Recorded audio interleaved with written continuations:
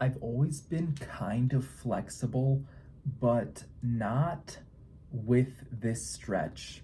Never have I really been able to get my legs that wide. I would even say I have feared over the thought of ripping a groin. You know, I would hate that. No, obviously, no one would like that, but I'm not experienced with the splits. One thing that I've been doing the past few years that's really helped to unlock and open up my hips is the Cossack squat. Just doing it consistently for about 2 years has allowed me to really sink into the bottom of that position, right onto my knee. I could basically get my whole hamstring onto my calf and the back of my leg. Like, I got a lot of flexibility in that position right now. I've got a lot of flexibility. I could do the ATG split squat, the full one now. And those two things have been good for unlocking and opening my hips. But when it came to this side stretch where you're actually stretching the adductors, doing the side split, I just never really was able to do it. But I did see some great videos on YouTube where people have done the splits in quite a short amount of time. And I was thinking, I'm gonna try to do it in a week. I'm gonna see if I can do this in a week. I'm gonna stretch real hard. And now that might seem dumb, and yeah, okay, fair enough. But what if I could? So I tried anyways, and no, like no chance. I was definitely gonna destroy something in my groin if I continued. If I even pressed harder, I think like I just would have ripped something. So clearly, I did not know what I was doing, but I learned some really great things, and I was able to apply some things that I heard, which have been super useful in improving my split. So this isn't going to be, I did the splits in a week. This is going to be just like how I improved my splits in 2 months, because let's be realistic. I did it for 7 days straight, and then I was like, man, I failed the challenge. So I still did them for like another week, and then I started getting pretty inconsistent with them. But every week, I've basically been doing at least maybe 1 to 2 days of splits practice. This is a realistic amount for someone. And I've been able to make some really good gains actually in the second half of this. Not the first part, not the first week where I was really going hard, but after I learned a few things about myself and just advice from people who have learned to do the splits and can do the splits now, I was able to make some quite noticeable improvements. So I started at about 10 inches. I'm going to say 10 inches from the floor, because the boxes that I use, the yoga blocks, are 4 inches tall. I measure them side by side. They're actually just under 8 inches together. So they're not technically 4 inches tall, but just for the sake of the video, I'm calling them 4 inches tall each on their side, the way I'm using them. And if I just, imagine we live in a perfect world and everything lines up and it's a straight line, and, I would estimate I started about 10 inches from the floor, my my buttocks being 10 inches from the floor.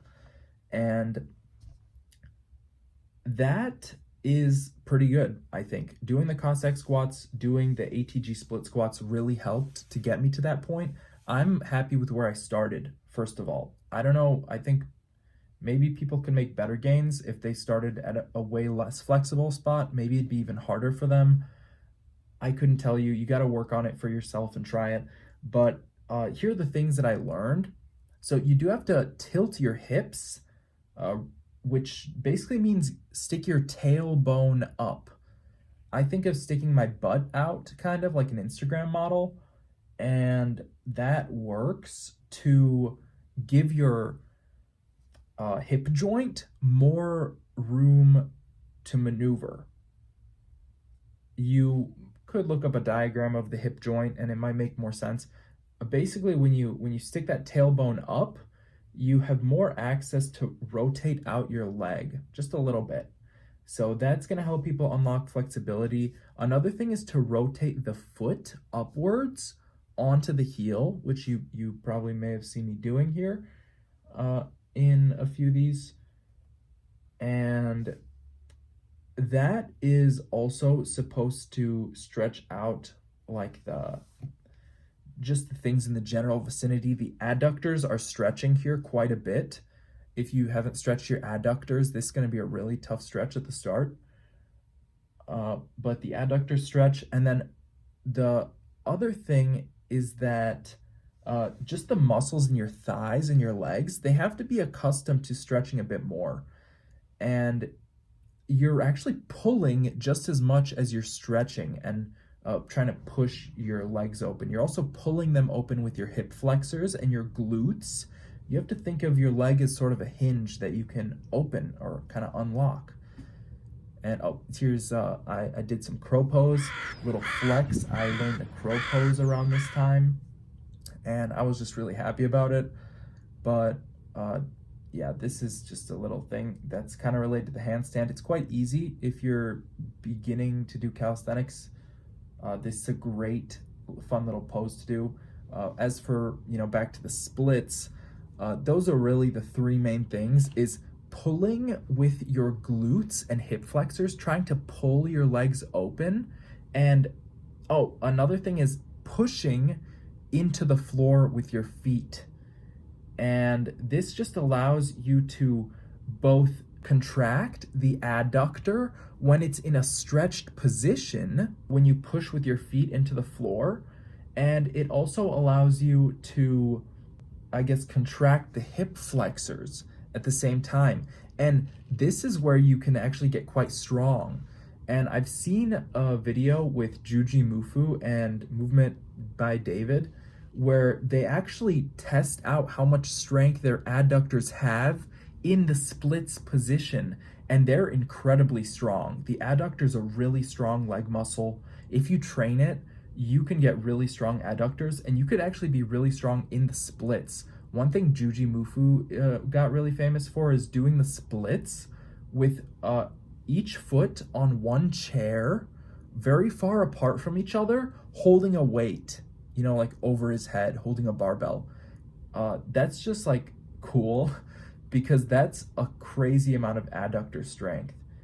And that is something very unique, and a lot of people were interested when he was able to do it. And just thinking about that video and other videos I saw on YouTube, which I definitely recommend. If you want to do the splits, YouTube's a great place. You could learn how to do them for free. All you have to do is consistently practice it. And I am closing in on, I would say, 6 inches off of the floor.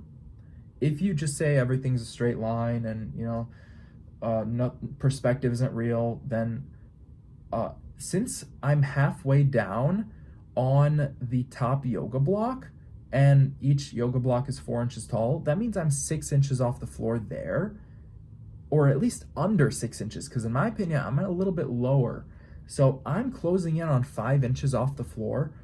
That means I've effectively, halved the distance I am from the floor in just 2 months, which I think is really awesome. I've been making some great gains with the splits, just doing a lot of practice, learning a lot. And yeah, if you're doing the splits yourself, put in the practice, guys, because just working on one of these things once today, and then, you make progress. You could get better. Thank you for watching. Click the link below to work one-on-one with me. I'll see you in the next one.